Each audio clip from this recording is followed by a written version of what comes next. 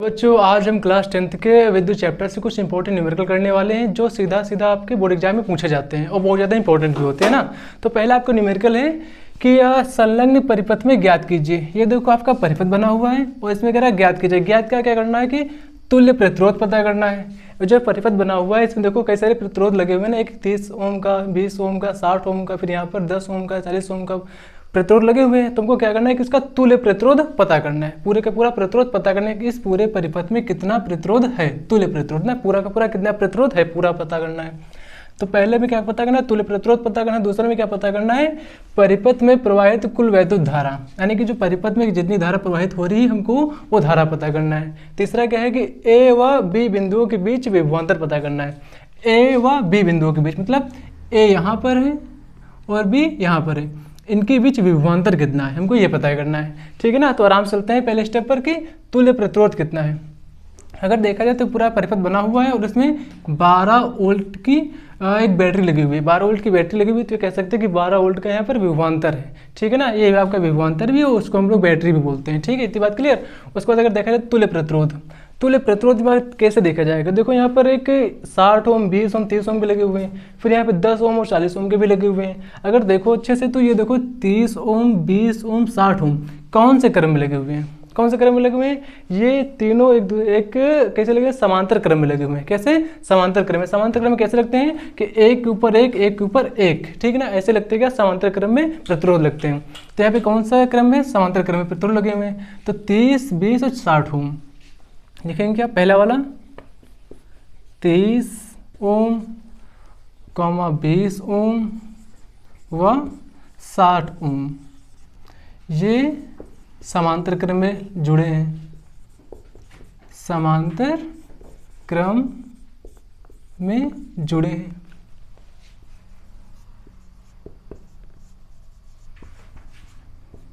समांतर क्रम में जुड़े हैं। अतः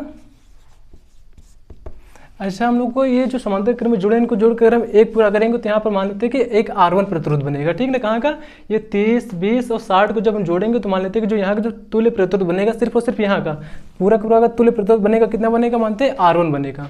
अतः प्रतिरोध, अतः प्रतिरोध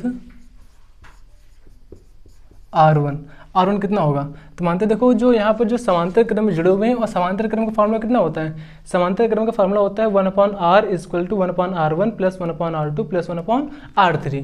यहाँ देखो तीन ही प्रतिरोध है, एक 30 का, 20 का और 60 ओम का।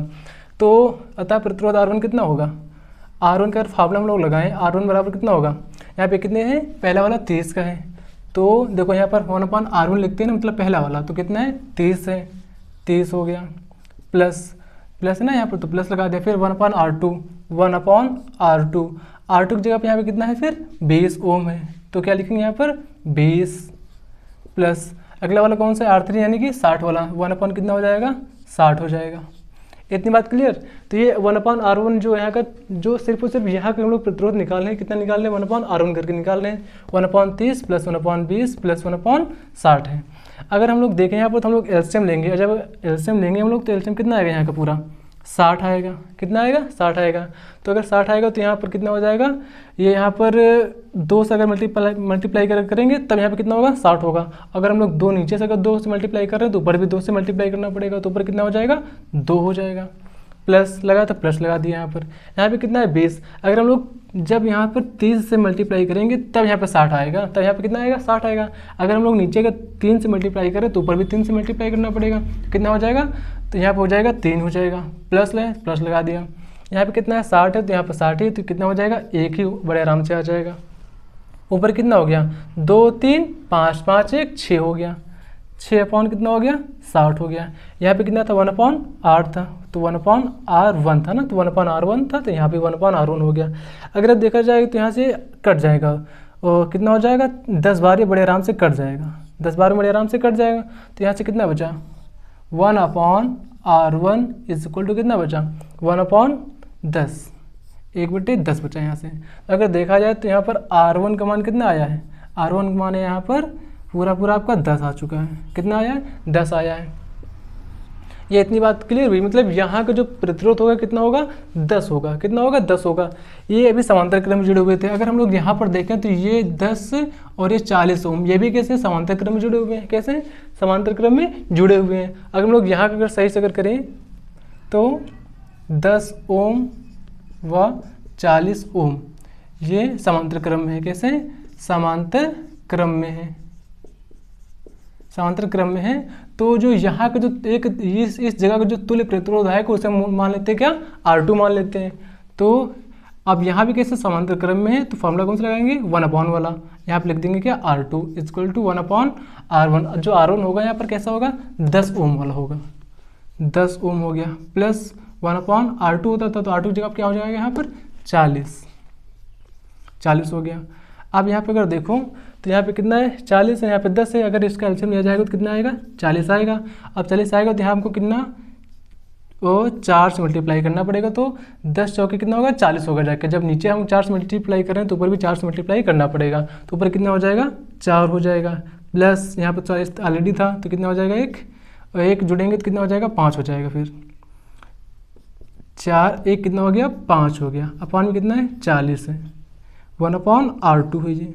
इतनी बात क्लियर। अगर इसको अगर हम लोग काटें तो कितने बार जाएगा, ये 8 बार जाएगा। तो 1/R2 बराबर कितना हो गया, 1/8 हो गया, 1/8 हो गया। और यहाँ से R2 को जो मान आएगा, R2 को जो मान आया कितना आया, 8 आया। R2 का मान कितना आया, 8 आया है। ये आपका एक R1 यहाँ का आ गया है और ये R2 यहाँ का आ गया है। अगर आप सही से अगर देखा जाए तो ये जो पूरा बना है यहाँ पर कितना बना है, कितना बना है यहाँ पर, 10 ओम का बना है। कितना, 10 ओम का प्रतिरोध बना है। यहाँ पे कितना बना है, 8 ओम का। यहाँ पे 8 ओम का बना है, यहाँ पे कितना, 10 ओम का बना है। यानी कि यहाँ पे जो प्रतिरोध है आपका बना है, कितने का बना है, कि यहाँ पर 10 ओम का बना है। फिर आगे चल के अगर देखेंगे तो यहाँ पे कितना बना है, यहाँ पे 8 ओम का बना है। 8 ओम का बना है ना, मतलब ये यहाँ का 10 ओम, वहाँ का 8 ओम का बना है। अगर आप देखा जाए तो ये दोनों प्रतिरोध कौन से क्रम में है, ये दोनों प्रतिरोध कौन से क्रम में, ये दोनों प्रतिरोध अब श्रेणी क्रम में है। कौन से क्रम में, श्रेणी क्रम में है। ठीक है ना। अगर हम लोग थोड़ा आगे लिखें अच्छे से,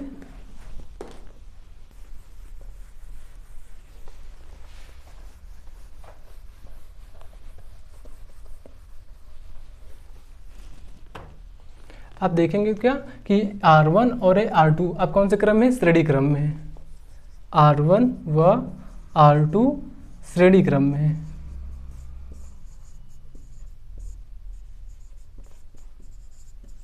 श्रेणी क्रम में, जब श्रेणी क्रम में है तो फार्मूला क्या होता है श्रेणी क्रम का, R = R1 + R2 होता है। कितना होता है, R1 + R2 होता है। तो R1 का मान कितना था, 10 था। यहाँ पर था ना R1 का मान कितना था, 10 ओम। R1 का मान 10 ओम प्लस R2 का मान कितना था, 8 ओम।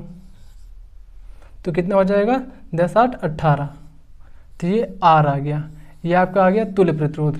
अतः तुल्य प्रतिरोध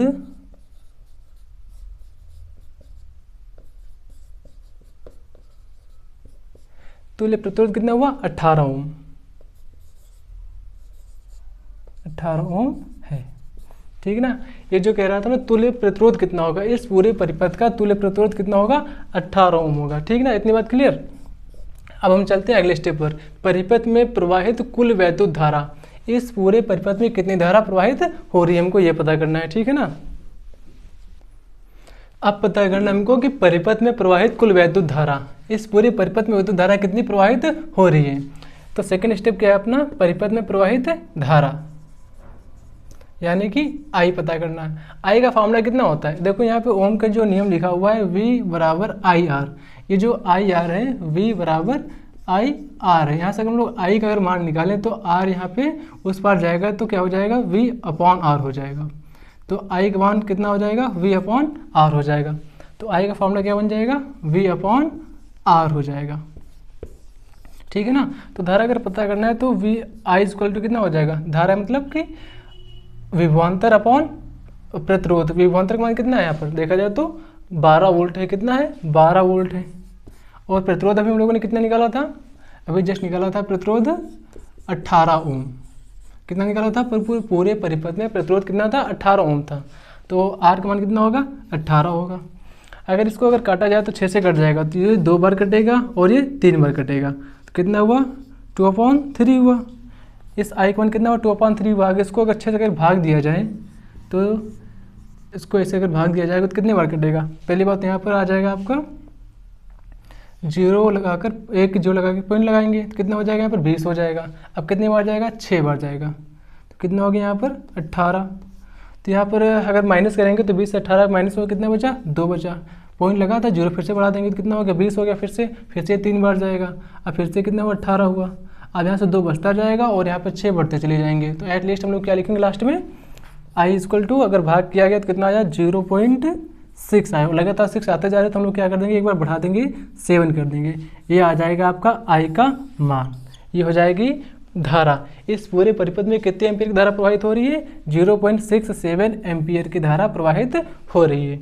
ये क्या आ गई परिपथ में प्रवाहित कुल विद्युत धारा का मान हो गया। अब लास्ट पूछ रहा गया कि ए व बी बिंदुओं के बीच विभवांतर पता करो। मतलब यहाँ और यहाँ पे कितना इनके बीच विभवांतर कितना लग रहा है। तो विभवांतर का फॉर्मूला क्या होता है। अगर देखो तो विभवांतर फॉर्मूला होता है आपका V = IR। उनके नियम देख लो ना तो V = IR होता है। V = IR होता है ना।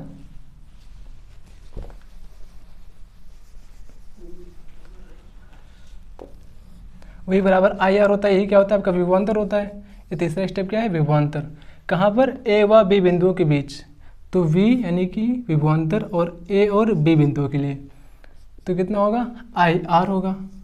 I का मान अभी हम लोगों ने कितना निकाला है 0.67 गुणे और R का मान कितना था 18 है। कितना है 18 है। कितना है R का मान 18 है ना। अगर इसको हम लोग क्या करें इसको हम लोग क्या कर देते हैं अब अगर गुणा कर दिया जाए तो आपका कितना आएगा आंसर। R का मान V = IR होता है। लेकिन भाई एक ध्यान रखना जो R पूछ रहा है आपका R जो पूछ रहा है ये कहाँ का R है। ये यहाँ होना चाहिए A और B बिंदु के बीच का R होना चाहिए। मतलब जो आपका प्रतिरोध होना चाहिए कहाँ होना चाहिए A और B बिंदु के बीच का प्रतिरोध होना चाहिए। तो A और B बिंदु के बीच का प्रतिरोध आपका 18 नहीं है। A और B बिंदु के बीच का प्रतिरोध आपका 18 नहीं है। 18 जो आया है ये पूरे परिपथ का प्रतिरोध है। लेकिन हमको पूरे परिपथ का यहाँ पर प्रतिरोध नहीं बताना है। सिर्फ और सिर्फ A और B बिंदु के बीच का प्रतिरोध हमको पता करना था। तो A और B बिंदु के बीच का जो प्रतिरोध है आपका अगर हम लिख दें यहाँ पर प्रतिरोध कहाँ का A और B बिंदुओं का तो कितना आया था अभी 8 आया था। कितना आया था 8 ओम आया था। अभी आप लोगों ने देखा था ना कि इसको अगर हम समांतर क्रम में अगर सॉल्व किए तो कितना आया था 8 ओम आया था। तो ये जो यहाँ का जो प्रतिरोध आएगा आपका कितना आएगा 8 आएगा। कितना आएगा प्रतिरोध 8 आएगा। इसको अगर हम लोग गुणे करें तो कितना आ जाएगा 8 7 56 56 के 6 हाँ चला है कितना 5 8 6 48 48 5 कितना होगा 53। तो आ जाएगा यहाँ आ जाएगा आपका पॉइंट तो 5.36 5.36। ये क्या आ गया आपका विभवांतर कहाँ का A और B बिंदुओं के बीच का विभवांतर। विभवांतर की मात्रा क्या होता है वोल्ट होता है। ये आपका क्या विभवांतर आ चुका है। तो हम लोगों ने पहले क्या देखा तुल्य प्रतिरोध देखा जो कि कितना आया था 18 ओम आया था। और सेकंड क्या देखा परिपथ में प्रवाहित कुल विद्युत धारा कितनी आई थी 0.67 धारा आई थी। और A व B बिंदुओं के बीच विभवांतर कितना आया था 5.36 आपका विभवांतर आ चुका है। कहाँ पर A और B बिंदुओं के बीच के विभवांतर आ चुका है। तो उम्मीद करता हूँ आपको अच्छे समझ में आ चुका होगा। इसमें अगर आपको कोई समस्या हो रही है तो आप कमेंट बॉक्स में जरूर पूछिएगा, उसका आंसर हम जरूर देंगे। और आप सभी का धन्यवाद।